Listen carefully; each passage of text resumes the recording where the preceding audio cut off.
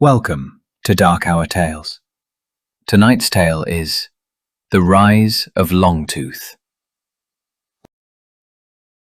In the winter of 1887, several miles beyond the nearest Highland village, and beneath a sky without enough moonlight to illuminate the surrounding hills, a shepherd named Malcolm Kerr woke to the sound of his livestock panicking inside their enclosure.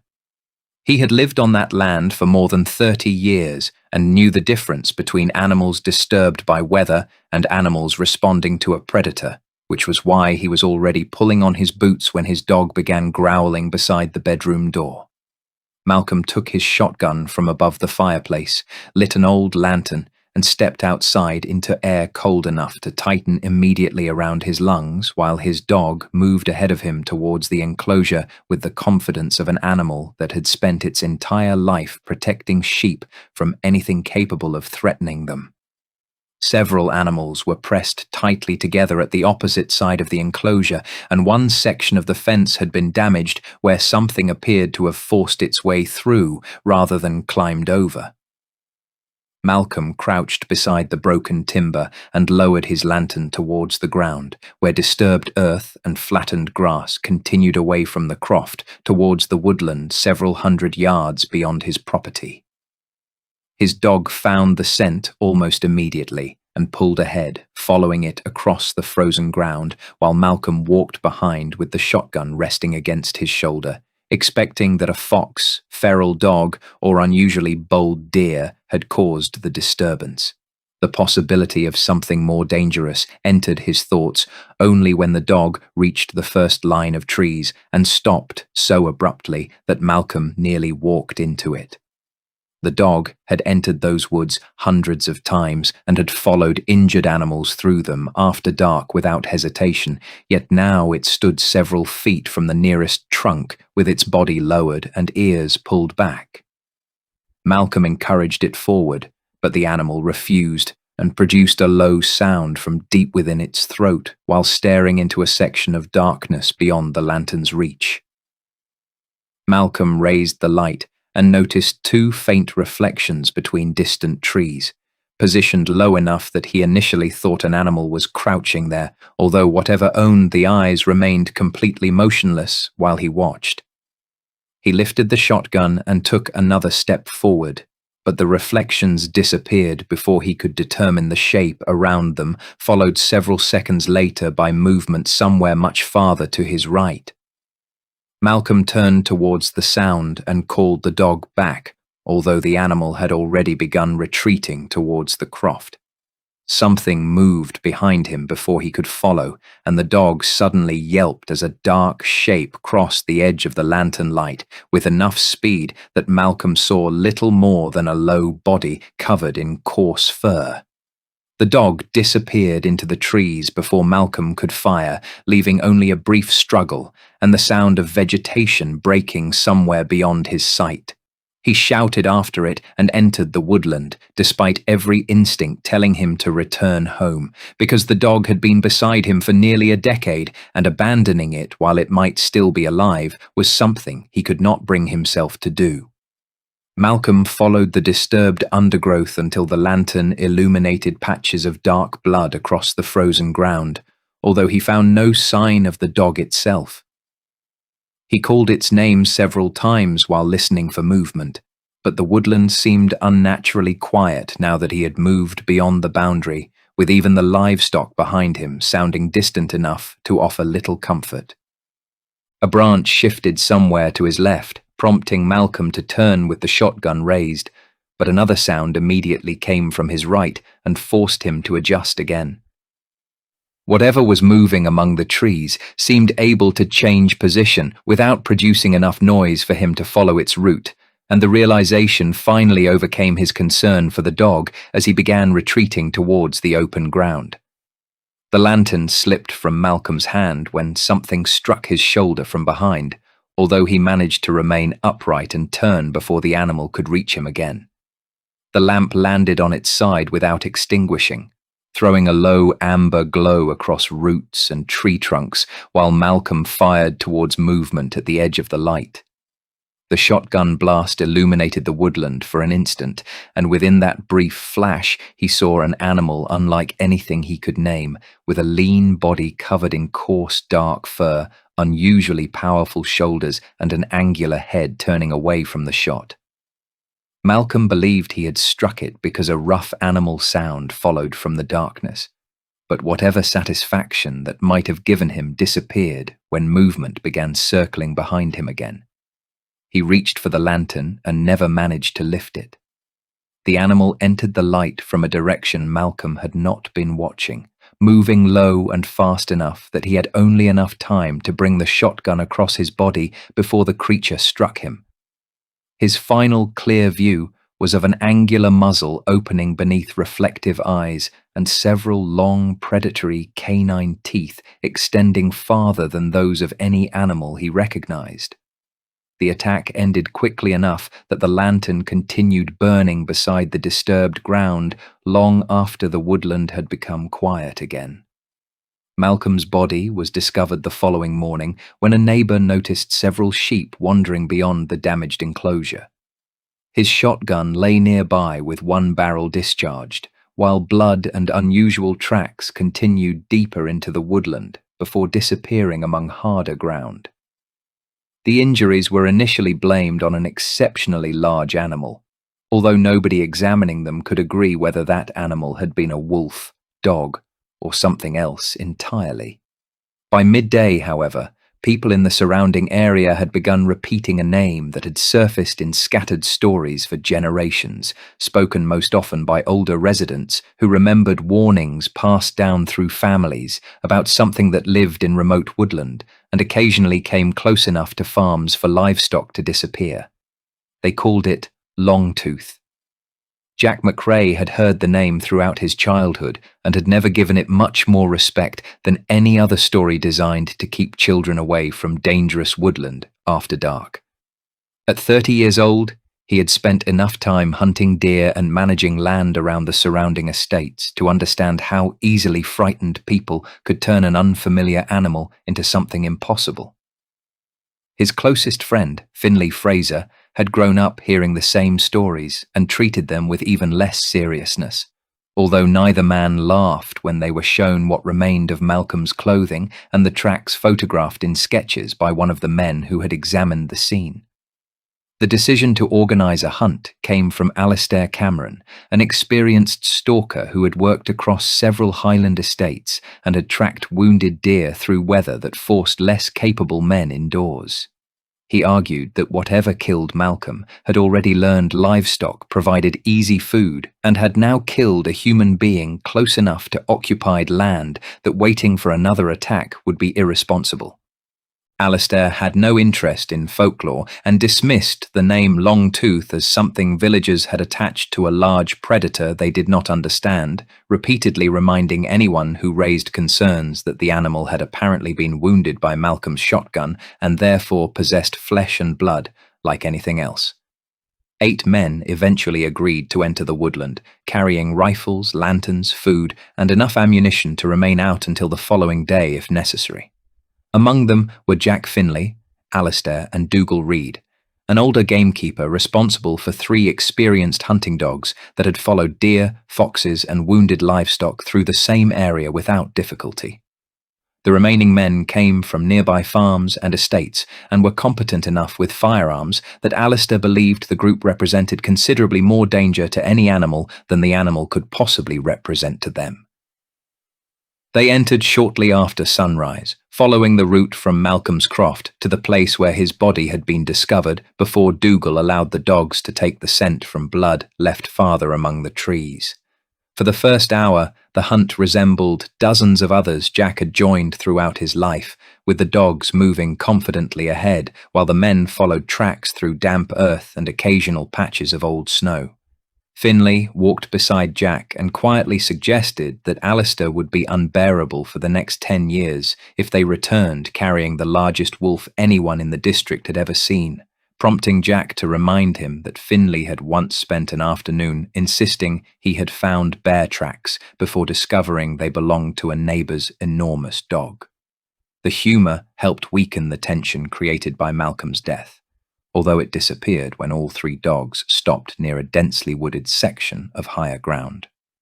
Dougal encouraged them forward, but none obeyed, and one animal actually backed towards him while staring between the trees. Dougal crouched beside them and checked for injury before admitting that he had never seen all three refuse a scent at the same time. Alistair suggested they were reacting to an unfamiliar predator, which was precisely why they had been brought, and after several minutes the dogs reluctantly continued when Dougal moved ahead with them. The first blood appeared less than half an hour later, dark against a patch of snow beneath low branches. Alistair examined it and concluded that Malcolm's shot had probably struck the animal after all, while Jack noticed that the tracks around the blood were deeper on one side and suggested the creature might be favouring an injured shoulder.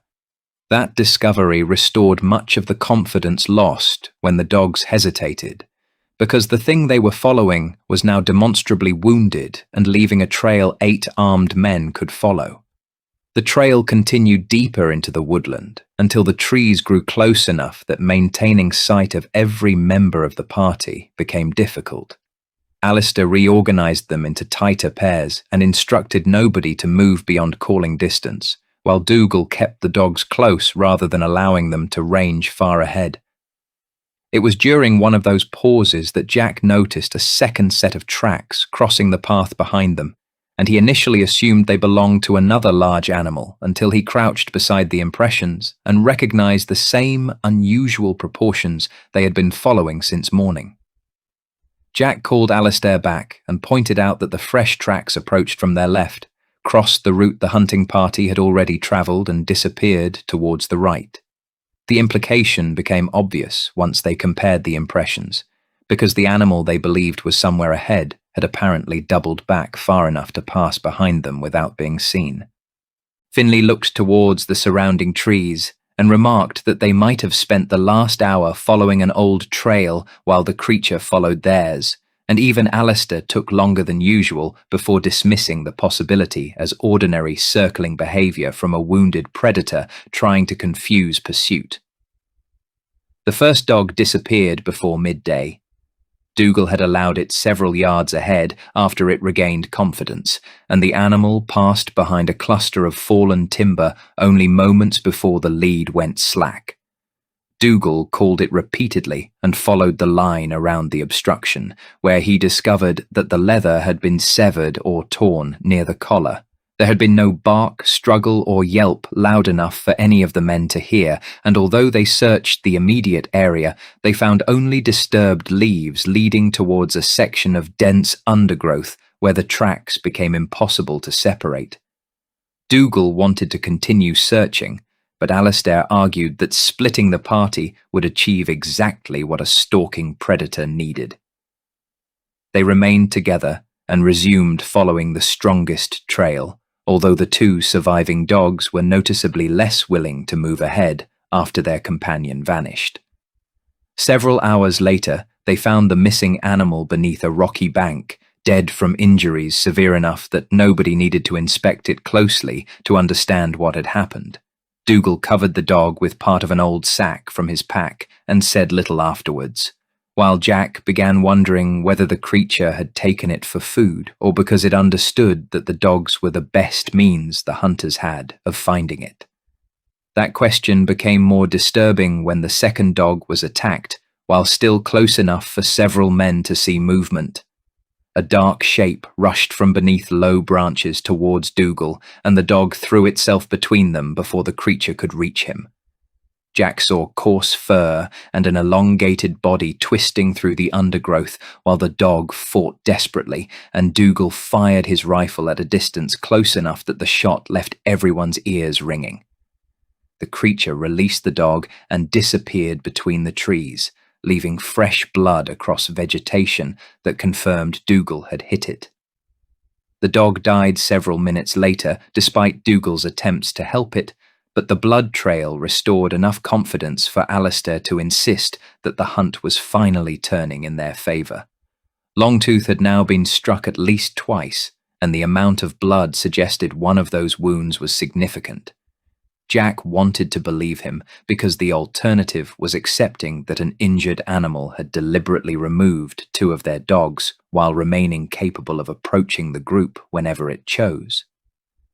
They followed the new blood until afternoon, moving increasingly slowly as the trail became intermittent and the woodland terrain grew more difficult.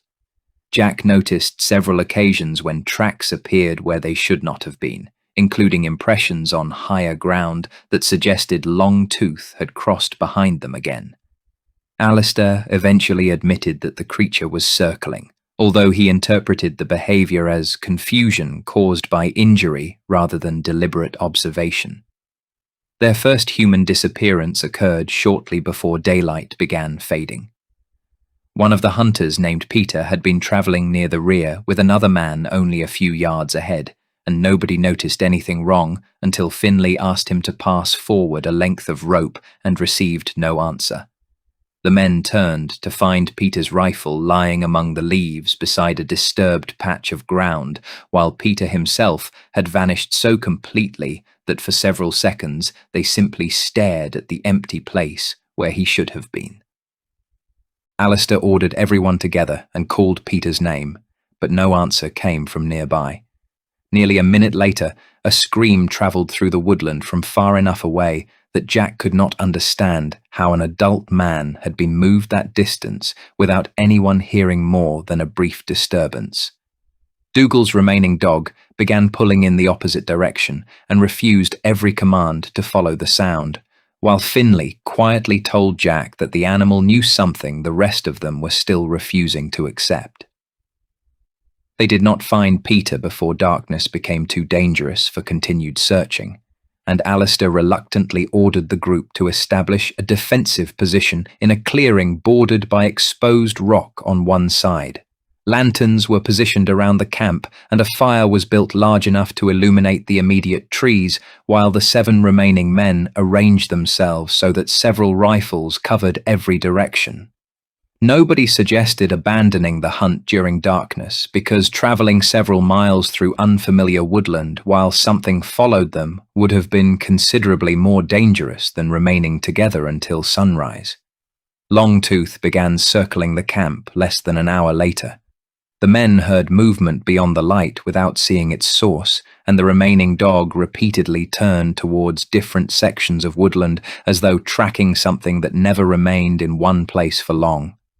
Reflective eyes appeared briefly between 2 trees and disappeared before anyone could fire, only to reappear several minutes later on the opposite side of the clearing.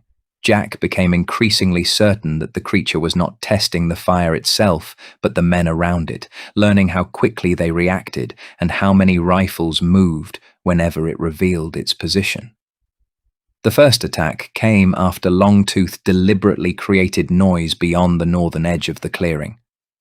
Several men turned towards breaking branches and raised their rifles, while the remaining dog suddenly spun towards the opposite side and began barking. Longtooth entered the firelight behind them with enough speed to strike one hunter before anyone could properly turn, and the clearing erupted into shouting and gunfire as the creature disappeared again before the men could obtain a safe shot.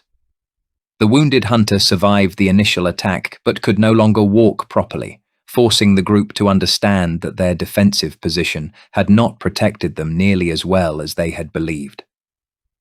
The attacks continued throughout the night without ever settling into a predictable pattern. Longtooth sometimes remained silent for nearly an hour before approaching again, while on other occasions it moved repeatedly around the perimeter until exhaustion made the men careless. The final dog died protecting Dougal during another sudden rush from the darkness, and Dougal managed to fire at close range before the creature retreated with another wound.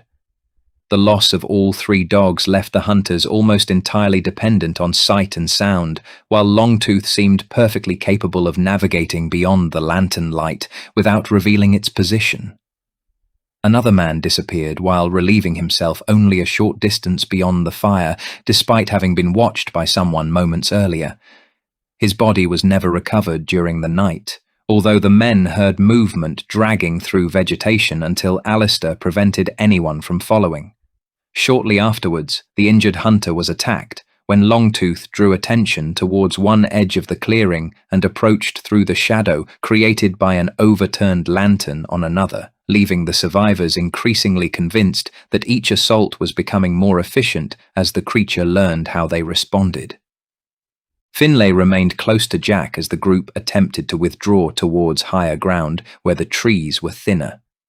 They had abandoned the original plan of killing Longtooth and were now trying simply to reach open country before another man disappeared.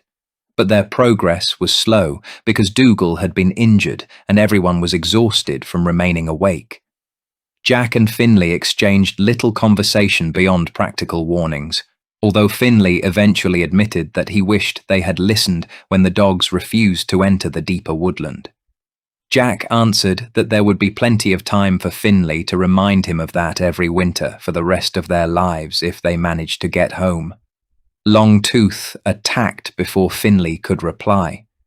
The creature emerged from higher ground and struck one of the men hard enough to knock him against a tree before turning towards Finlay, who fired and missed as the animal changed direction. Jack attempted to reach him, but Longtooth collided with Finlay near the edge of a steep embankment and both disappeared down the slope amid loose earth and broken branches. Jack moved towards the edge, only for Alistair to drag him backwards when movement appeared among the trees nearby. Jack called Finlay repeatedly while another hunter fired towards reflective eyes beyond the lantern light. From somewhere below the embankment, Finlay shouted once in a voice filled with pain, followed by the sound of vegetation breaking farther down the slope. Jack tried to descend after him, but Alistair physically prevented it and insisted that Longtooth was still below them, while the remaining men could not survive another separation. Several minutes passed without another sound from Finlay, and Jack eventually allowed himself to be pulled away, because remaining at the edge would have given the creature another target. The belief that Finlay was dead changed the remainder of the night for Jack, because the hunt had stopped being an expedition gone disastrously wrong and became something he knew he would carry home with him if he survived. He and Finlay had known one another since childhood, and the possibility that his friend had died alone at the bottom of an embankment because they had willingly followed Longtooth into the woods created a guilt that fear could not entirely suppress. By the final hours before dawn, only Jack, Alistair, Dougal, and one other hunter remained together, with Dougal injured badly enough that every step required support. Longtooth continued following them without attacking immediately, occasionally allowing the men to hear movement before disappearing again. Alistair eventually spotted blood on a tree and became convinced that the creature's wounds were finally weakening it, arguing that trying to walk several more miles while Longtooth remained behind them would only allow it to choose the next attack. Jack warned that every attempt to pursue the creature had ended with another death, but Alistair believed leaving a wounded predator behind them was even more dangerous. He followed the blood trail with the remaining hunter while Jack stayed with Dougal, and the two men disappeared beyond the lantern light, despite Jack's insistence that they remain within sight. A rifle shot sounded several minutes later, followed by another after a longer interval, while the silence that followed lasted long enough for Jack to understand that nobody was coming back. Dougal died from his injuries before dawn, leaving Jack alone beside a fading lantern with only a small amount of ammunition remaining. The fire they had carried from the previous camp had gone out during the retreat, and the surrounding woodland had become so quiet that Jack could hear his own breathing between distant movements. He no longer believed he was escaping without another confrontation because Longtooth had followed every survivor who attempted to leave, and the absence of immediate attack felt less like safety than patience.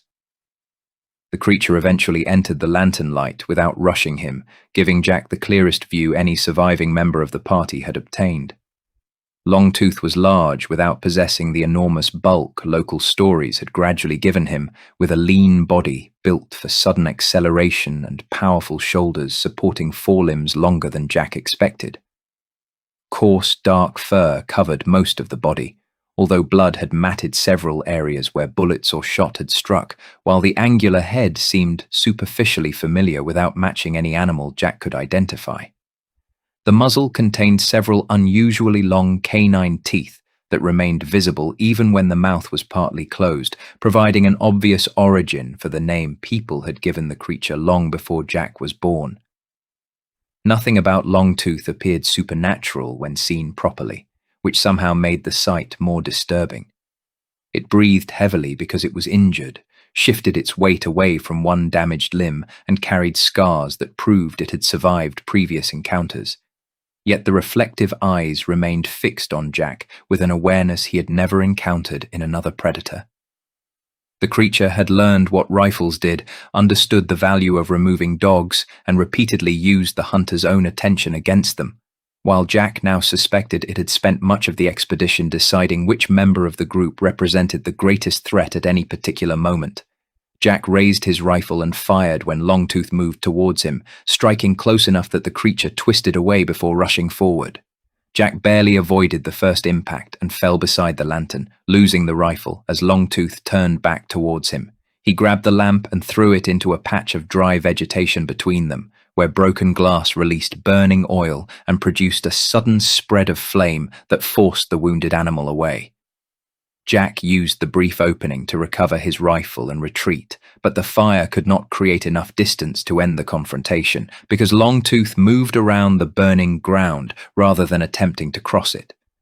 Jack ran until exhaustion and injury reduced him to an uneven stumble, eventually reaching a rocky section where the trees opened enough for faint pre-dawn light to become visible beyond the canopy.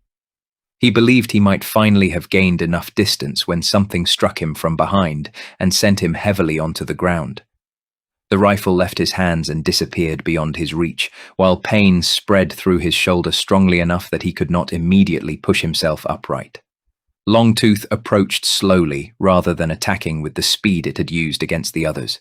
Jack rolled onto his back and tried to reach for the knife at his belt, but the creature placed enough weight against his leg to prevent meaningful movement before lowering its head towards him.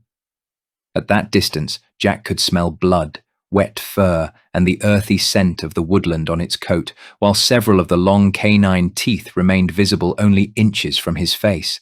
He understood with complete certainty that nothing he could do would prevent the animal from killing him if it chose to finish the attack. Longtooth remained above him long enough for Jack to stop struggling. The creature watched his face while breathing heavily from its wounds, and Jack became aware that its attention was different from the frantic aggression he had expected from an injured animal. He had no weapon in his hands, could barely stand, and no longer represented anything resembling the threat that had entered the woodland with 7 armed companions and 3 hunting dogs. The animal eventually removed its weight from his leg and stepped backwards. Jack remained motionless because he assumed the attack would continue as soon as he moved, but Longtooth retreated another few paces and stood at the edge of the weak pre-dawn light. Its reflective eyes remained directed towards him for several seconds before the creature turned away and disappeared between the trees, moving with a noticeable limp but retaining enough strength that Jack knew attempting to follow would have been suicide. Jack never knew why he had been allowed to live. The simplest explanation was that Longtooth had accumulated enough injuries to decide that continuing the attack was no longer worth the risk, while another possibility was that an incapacitated human no longer triggered the same predatory response as an armed pursuer. In the years that followed, however, Jack would repeatedly remember how deliberately the creature had stopped and wonder whether its decision had been more calculated than either explanation allowed.